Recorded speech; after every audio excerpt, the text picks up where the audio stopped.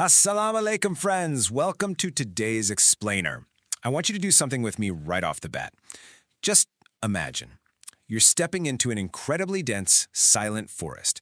The canopy above you is so thick, sunlight barely even touches the ground. There are no birds singing, no people around, nothing but ancient trees, and that weird, creeping feeling that someone or something is watching you. So is that just an illusion? Or does this forest actually hide a mysterious secret? It's a question that's literally captivated travelers for generations.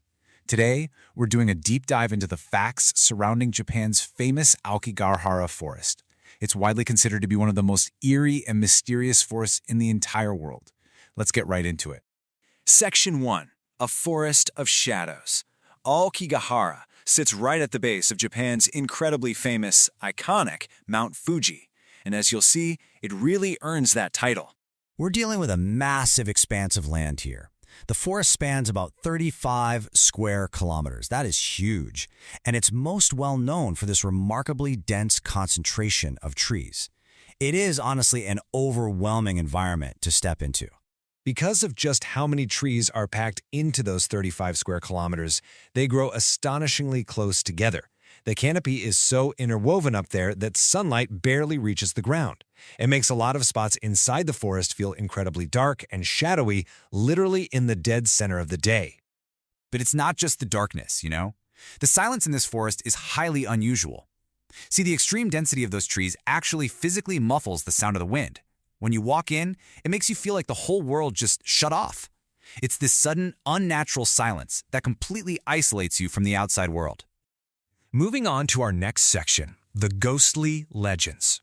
While a lot of people go for the natural beauty, the forest's true global fame actually stems from these old local traditions. For centuries, countless tales have popped up here about wandering spirits.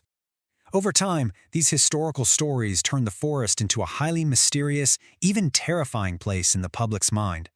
Visitors constantly report this visceral paranoia, a strange, heavy feeling that someone is watching you. Just an immediate sense of unease the second they step past the tree line. But, hey, let's hit pause for a second. The absolutely crucial point here is this. There is zero scientific evidence behind these stories. None. People describe a ton of different, really frightening personal experiences for sure, but none of these ghostly encounters have ever actually been proven as fact. Which brings us to our next section, the science of fear.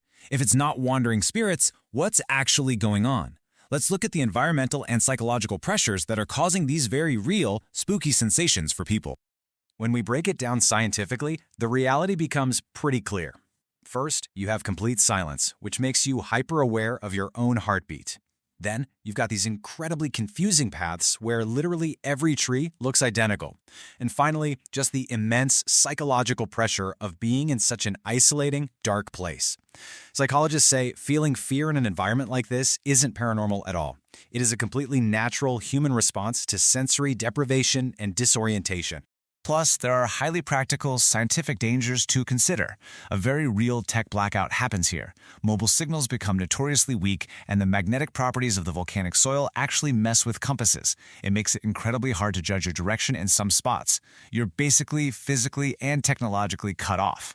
Because of these verifiable dangers, local authorities have some very strict advice for tourists. Number 1, do not enter the forest alone. And number 2, do not stray from the marked paths. Getting lost here is a massive risk, and not because of ghosts, but because of the harsh, totally confusing terrain. But let's shift gears a bit. Section 4, a beautiful wilderness. Despite all the spooky stories, this isn't just a place of gloom.